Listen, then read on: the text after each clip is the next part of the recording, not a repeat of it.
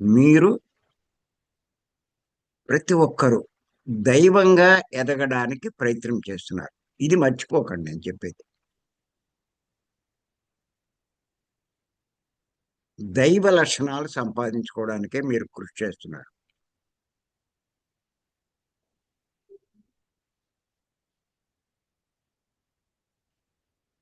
మరి ఆ దైవ లక్షణాలు రావాలంటే ఎన్ని పరీక్షలు ఎదుర్కోవాలండి.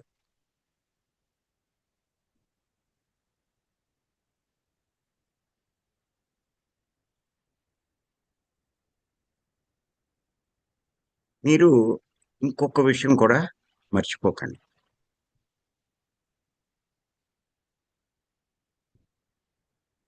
మీరంతా కూడా ఏదో ఒక పూర్ణాత్మ నుంచి వచ్చిన వాళ్ళే. ఏదో ఒక పూర్ణాత్మ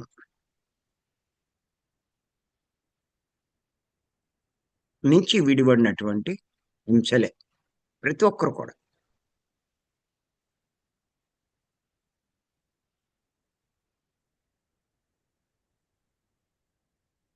ఇంకొక విషయం మర్చిపోకండి. పూర్ణాత్మ ఎప్పుడూ మిమ్మల్ని గమనిస్తూనే ఉంటాది. ఇది కూడా మర్చిపోకండి.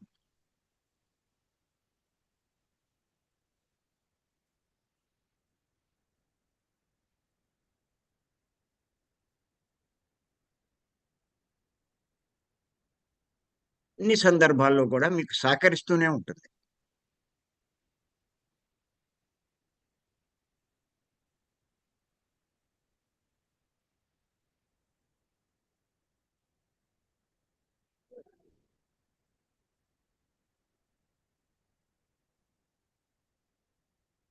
మీ ఎదుగుదలకి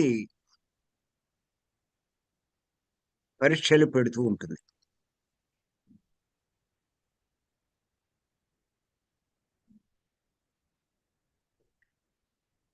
మీరు వేటిని లెక్క చేయక, ఆ పరీక్షలో మీరు విజయం సాధిస్తే మీకు మంచి ప్రమోషనొస్తుంది.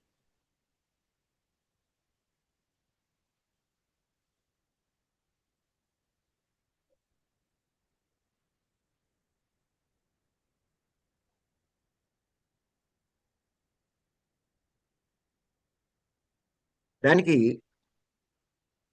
ఉదాహరణకి నన్నే తీసుకోవచ్చు మీరు. ఎవరో అక్కల. మీకు మీరు గమనించుకోగలిగితే, మీ బుద్ధి ఆ స్థాయికి పెరిగితే, మీకు తెలుస్తాయి ఇయన్నీ కూడా.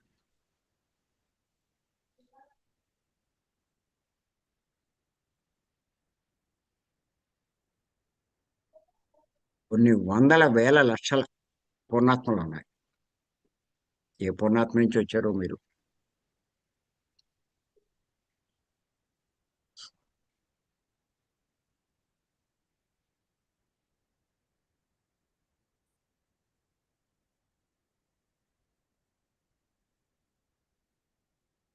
నేను యాసిడ్ తాగడం అన్నది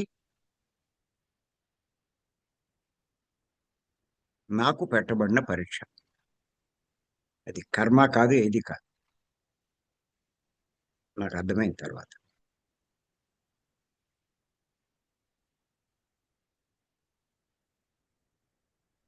సంఘటన ఇప్పుడు తలుచుకుంటూ ఉంటే, ఏంటి అలా చేశాను, అలా ప్రవర్తించాను నేను.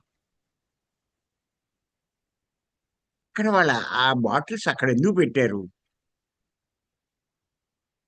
ఆ రోజే ఆ గదిలోకి ఎందుకెళ్ళాను? ఆ తలుపులు తాళాలు తీసుకొని లోపలికెళ్ళా. అప్పుడే దాహం వేసింది ఏటో తెలీదు. విపరీతమైన దాహం. సాధారణంగా నేను ఉదయం అక్కడికెళ్ళినప్పుడు పనులున్నప్పుడు కూడా అసలు నీరు తాగను అలా ఉండిపోతాను నేను. మధ్యాహ్నం దాకా కూడా. ఎంత గొంతుకు ఎండిపోయినా, ఏమైండిపోయినా నీరే తాగనసలు.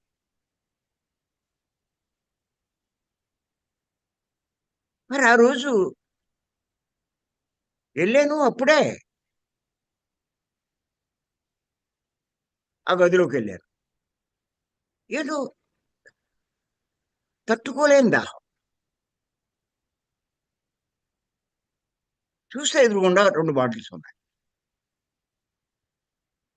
స్టీల్ బాటిల్‌లా కనిపిస్తున్నాయి.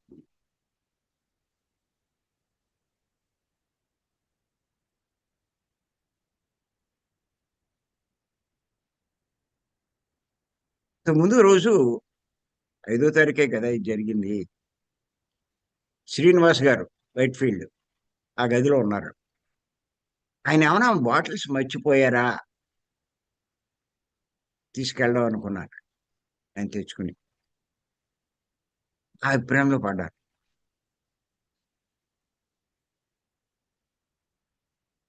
సరే అని చెప్పి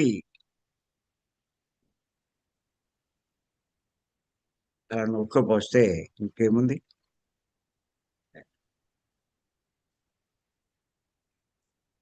ఏమైపోయింది మన తెలివితేటలు, మన బుద్ధి? ఇంతమందికి గైడ్ చేస్తున్నామే, ఇంతమందికి ఇంతమందిని సరిజేస్తున్నామే, ఏమైపోయింది? పూర్ణాత్మ ముందు మనమెంతండి? పూర్ణాత్మ పెట్టే పరీక్షల ముందు నువ్వెంత, నేనెంత? జీసస్ క్రైస్ట్‌కే పరీక్ష పెట్టబడింది. సిలువ వేయబడింది. రమణ మహర్షికి పరీక్ష పెట్టబడింది. పత్రి గారికి ఎన్నో పరీక్షలు పెట్టబడ్డాయి. సరే, దాని గురించి ఏడుత్తూ కూర్చున్నా, బాధపడినా, ఇలా అయిపోయిందేంటి నా బతుకు? ఆ దేవుళ్ళని నిందించినా, మనం పరీక్షలో ఫెయిల్ అయినట్టే. ఏదో కారణం ఉంటుంది అనే భావంతోటే నేను ఉండడం వల్ల నెలలోనే బయటకొచ్చాను. 3 నెలలు డాక్టర్లన్నది.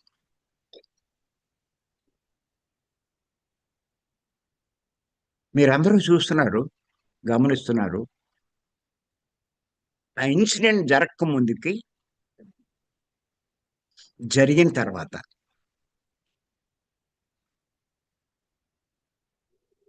నాలో చాలా మార్పులొచ్చినియి.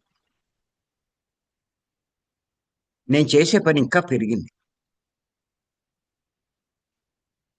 నా వాయిస్ కూడా బాగా పెరిగింది.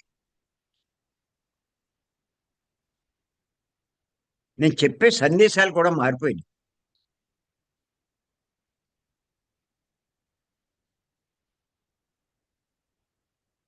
ఒక పుస్తకం రాయాలంటే కష్టం. నెల నెల 4, 5 పుస్తకాలు వస్తున్నాయి.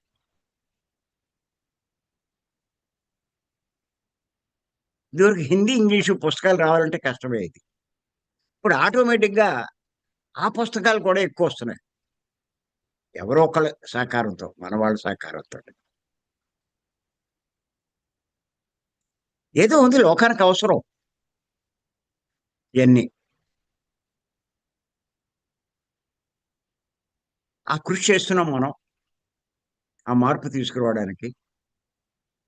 దానికి సహకారం అందుతుంది.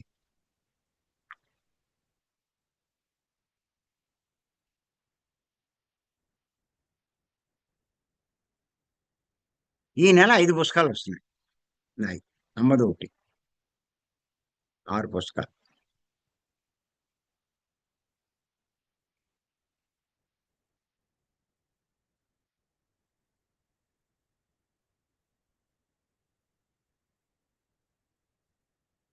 అర్థమైంది. ఆ పూర్ణాత్మ పెట్టిన పరీక్ష నేను పాస్ అవ్వడం వల్లే. ఏ ఫంక్షన్‌కైనా, పార్టీకైనా ఎంత దగ్గరోళ్ళు అడిగినా సరే, నాకు వీలవ్వదు. నేను రాను. ఉన్నది ఉన్నట్టు చెప్పండి. అప్పుడు మీరు ఎదిగినట్టు లెక్క. మీరు మొహమాట పడ్డారా, కొంత పాపం అక్కడ చేస్తున్నారు.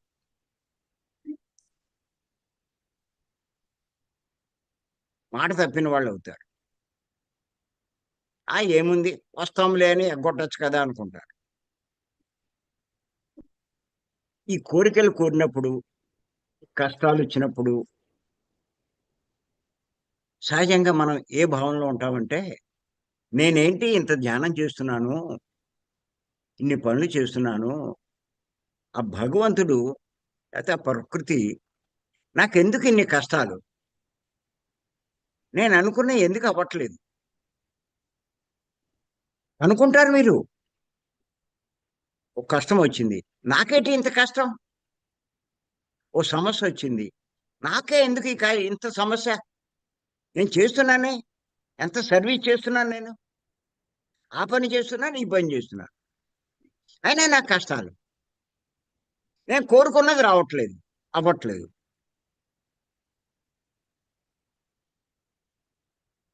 ఎన్నో కోరుకుంటారు.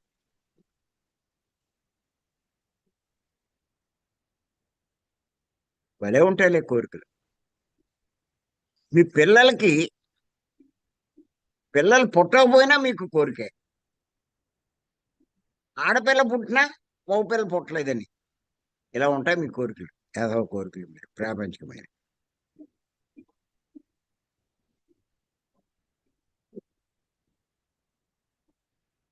ప్రకృతిని నిందిస్తారు. భగవంతుడిని నిందిస్తారు.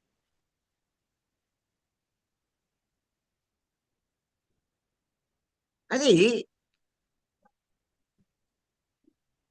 మనకి పూర్ణాత్మ ఉపకారం చేస్తుంది అన్న విషయం మీరు గ్రహించలేరు. అనుకున్నవి అవ్వట్లేదు అంటే పూర్ణాత్మ మనకు చేసే మేలే, ఉపకారమే. రాసుకోండిది. మీకేం నష్టం కలిగించట్ల.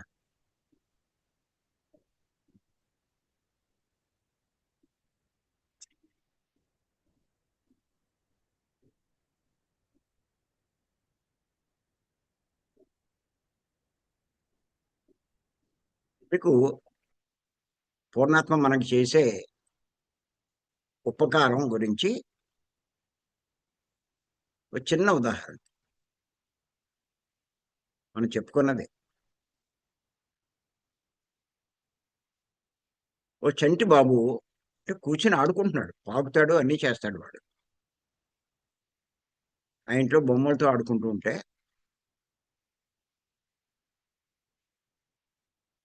ఒక కాలనాగు తాచుపాము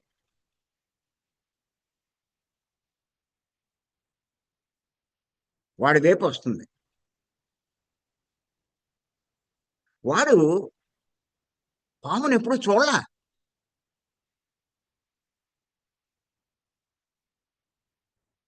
ఆడేమనుకున్నాడంటే, అదేదో కొత్త ఆట వస్తువు అనుకున్నాడు. ఆ పిల్లలకి ఉన్న లక్షణం ఏంటంటే, కొత్తది కనిపిస్తే దాన్ని పట్టుకుని నోట్లో పెట్టుకుని ఆడుకోవడం. అప్పుడు గాని ఆళ్ళకి తృప్తి ఉండదు. అది కనిపించగానే వాడు హుషారుగా దాని వైపు వెళ్తున్నాడు. అదేమో వీడి వైపు వస్తుంది. వీడేమో దాని వైపు వెళ్తున్నాడు.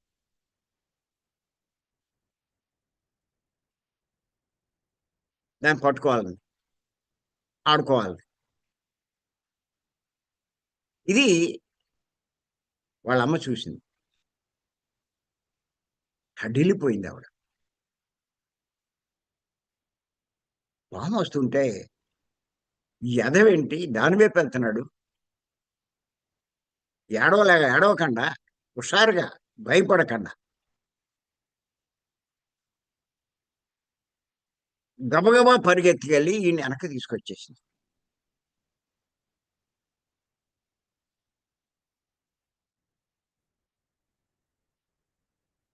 ఎప్పుడైతే వెనక్కి తీసుకొచ్చిందో,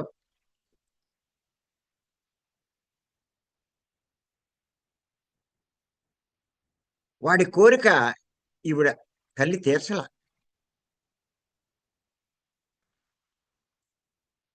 ఆడి కోరికేంటి? ఆ పామును పట్టుకొని ఆడుకోవాలి. ఈవిడేం చేసింది? అది కాటేస్తే ఈడి ప్రాణం పోతుంది. అందుకని వెనక్కి లాక్కొచ్చేసింది. వాడు గుక్క పెట్టి ఏడుస్తున్నాడు. ఇంకేం చేస్తాడండి? తల్లి వాడి కోరిక తీర్చలేదు. తల్లి శత్రువైపోయింది అక్కడ. వాడి కోరిక కాదన్నందుకు.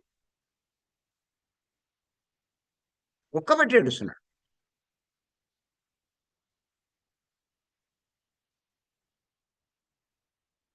వాడికి చిన్నప్పటి నుంచి పాలిచ్చి పెంచింది.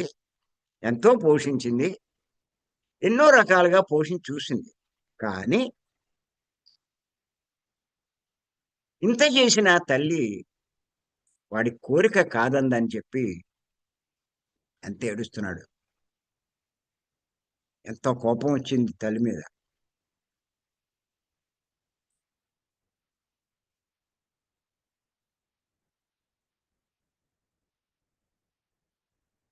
ఇక్కడ కొంచెం ఆలోచించండి. తల్లి వాడికి మంచి చేసిందా? చెడు చేసిందా? వాడి లెక్కలో తల్లి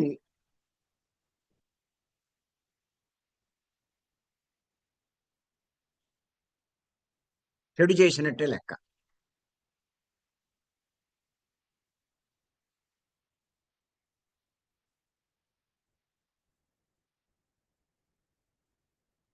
వాడికి నష్టం కలిగించింది.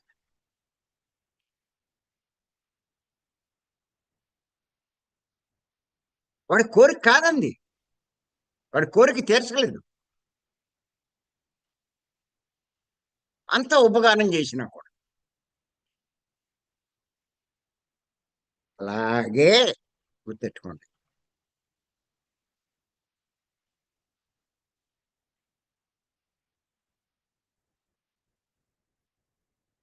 మన కోరిక ఏయో పనికిరాని కోరికలు, ప్రాపంచికమైన కోరికలు. అవ్వలేదని మనం ప్రకృతిని, ఆ పూర్ణాత్మ మీద నింద వేస్తున్నాం. నువ్వు భగవంతుడిని నిందేస్తావో, ప్రకృతిని నిందేస్తావో, పూర్ణాత్మని నిందేస్తావో తిట్టుకుంటావు. నేను ఇంత చేస్తున్నాను, ధ్యానం చేస్తున్నాను అనుకునే అవ్వట్లేదు.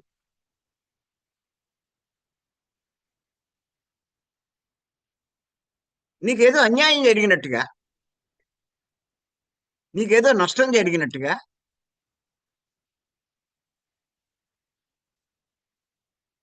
ఇలాంటి పరిస్థితి వచ్చినందుకు తిట్టుకుంటాం.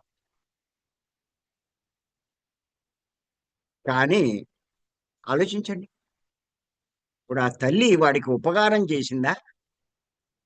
నష్టం కలిగించిందా? అలాగే మీ కోరిక తీరకపోవడం, మీరనుకున్నది అవ్వకపోవడం, మీ సరదా కాకపోవడం,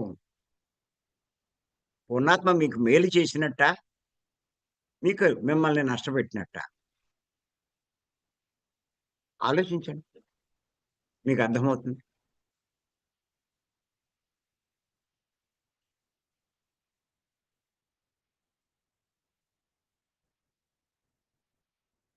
మీరు ఎదిగే కొద్దీ మీకు ప్రాపంచికమైనటువంటి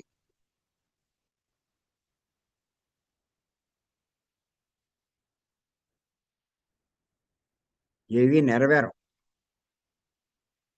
అవసరాలు సరిపడా మీకు సమకూరుతూ ఉంటాయి.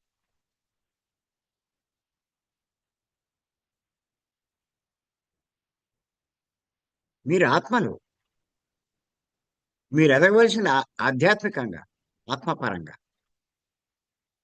మీరు శరీరం తీసుకున్నది దానికోసమే. కుటుంబాన్ని, సంసారాన్ని ఇయన్నీ పోషించడానికి, హాయిగా జీవించడానికి కాదు. మీరు ఆ పని మానేసి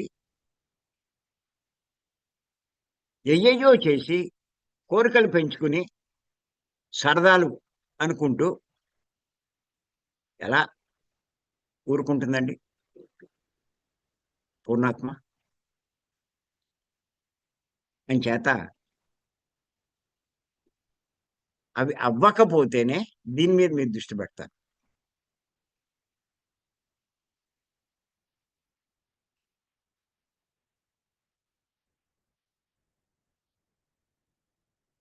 ఇప్పుడు సింధూర పరిస్థితి అదే.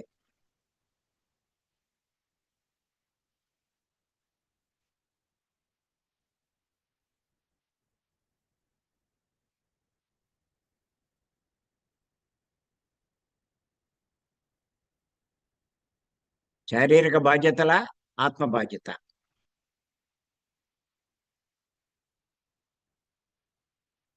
శారీరక బంధుత్వమా? ఆత్మ బంధుత్వమా? ఏది డామినేషన్? చూస్తది ప్రకృతి. పూర్ణాత్మ.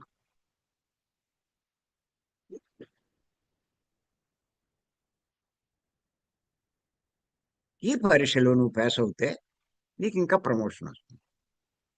ఎవరికైనా సరే మీ అందరిలో.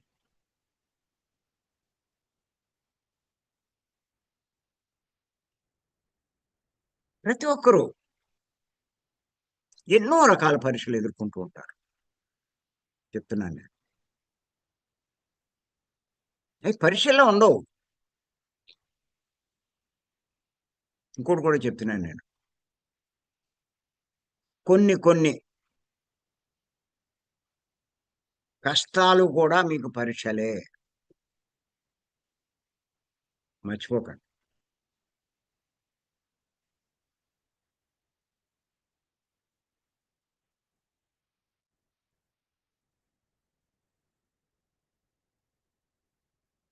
కొన్ని కొన్ని కష్టాలు కూడా మీకు పరీక్షలే. ఇది సెపరేట్‌గా పెద్ద అక్షరాలతో రాయండి దాని కింద. కష్టాలన్నీ కర్మలు కావు. ఈ మార్గంలో ఉన్న మీకు, ఆత్మ మార్గంలో ఉన్న మీకు, ఆధ్యాత్మిక మార్గంలో ఉన్న మీకు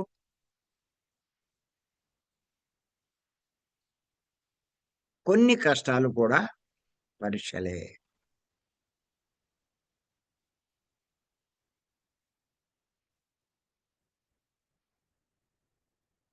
పత్రి గారు చెప్తారు. పరీక్షలన్నీ అన్నవి చెప్పి రావు ఈ ఆధ్యాత్మికంలో. ప్రాపంచికంలో ముందే అనౌన్స్ చేస్తారు. ఇక్కడేమి అలా అనౌన్స్ చేయరు.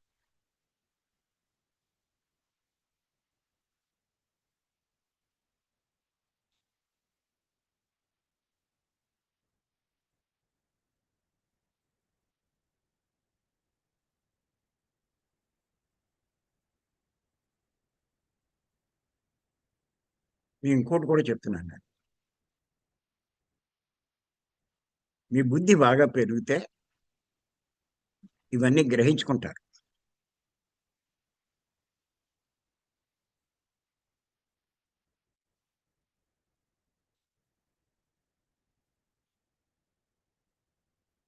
గ్రహించుకుని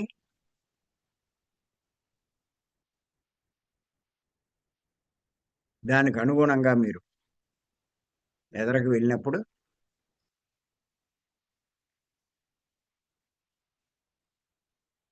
చాలా ఫాస్ట్‌గా ఎదుగుతారు మీరు.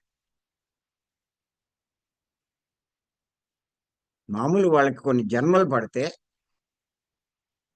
ఈ జన్మలోనే కొన్ని జన్మల అనుభవాలు మీరు పొందుతారు. అంటే మీకు ఎన్నో జన్మలు తగ్గిపోతాయి. అది నేను చెప్పేది.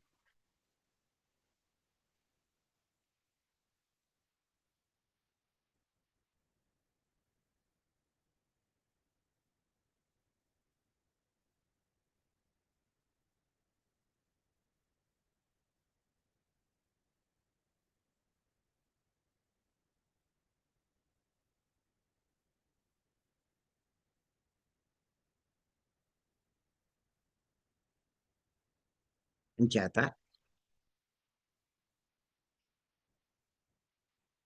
పూర్ణాత్మ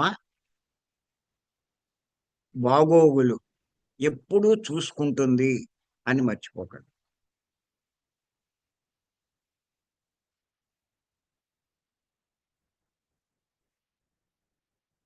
పత్రి గారు చెప్పింది ఈ విషయం.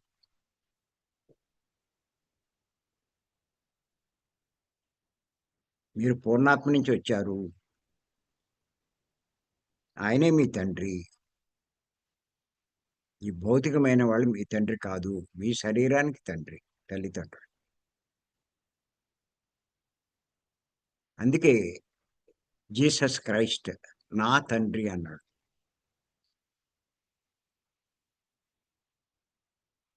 ఆ పూర్ణాత్మని, మూలాత్మని తండ్రి అన్నాడు.